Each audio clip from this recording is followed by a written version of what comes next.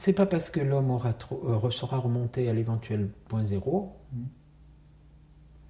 c'est pas pour ça qu'il y trouvera Dieu. Moi, je ne mets pas Dieu là. Hein? Et par contre, il peut en effet se rendre maître de la création. Ça, c'est vrai.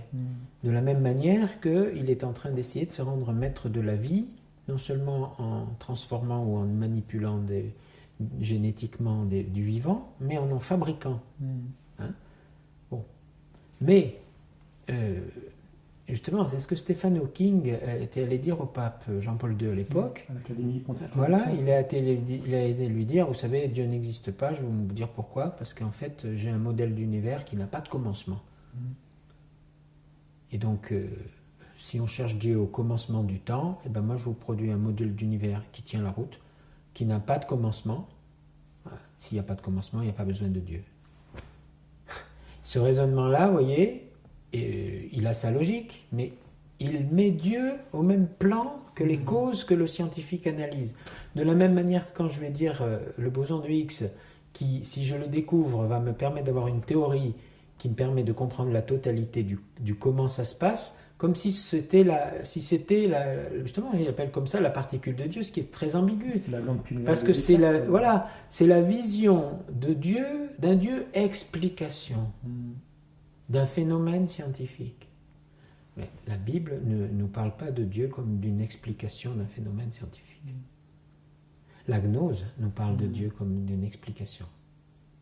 Mais justement, différence fondamentale. Dieu n'est pas une explication, c'est bien mieux. C'est quelqu'un qui se donne à nous.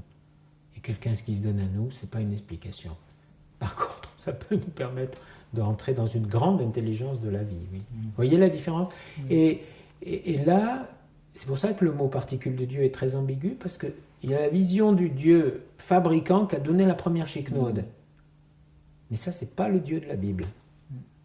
Je ne veux pas empêcher Dieu d'avoir donné la première chiquenaude, mais si je limite celui qui a donné la première... D'ailleurs, les gamins, ils me bluffent là-dessus. Enfin, les gamins, les jeunes, ils me bluffent, ils me disent...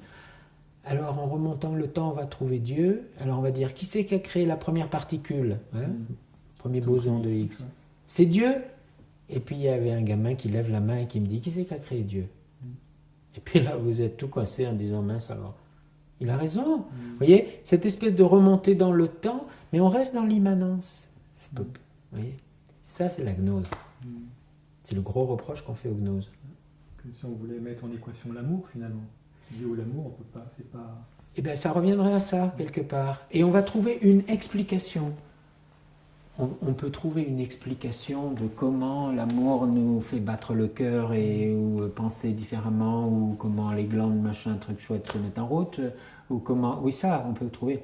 Mais vous allez expliquer pourquoi vous aimez, vous allez trouver des explications de pourquoi vous aimez telle personne alors que vous n'aimez pas telle autre. Vous allez trouver des explications. Est-ce que vous allez expliquer l'ensemble de l'amour? J'espère que non, parce que sinon, à la sortie, il ne restera pas grand-chose. Non, mais, hein? Quelques robots. Oui, voilà, bah oui. Et de fait, oui, de fait. Aujourd'hui, vous avez des robots qui pleurent, qui agissent, qui machin. Oui, bien sûr. Et c'est qu'une mécanique. Et de fait, et vous voyez, alors... Ce qui ne veut pas dire qu'on ne cherche pas des explications, bien sûr qu'on cherche des explications. Et justement, les expériences des Nicolas de Cuse et de ces gens extraordinaires, on est compte au XVe siècle, ils pensaient comme ça. S'il n'avait pas été cardinal, à mon avis, il passait au bûcher. Hein. Mais ces gens-là, ils nous ont ouvert des portes extraordinaires sur...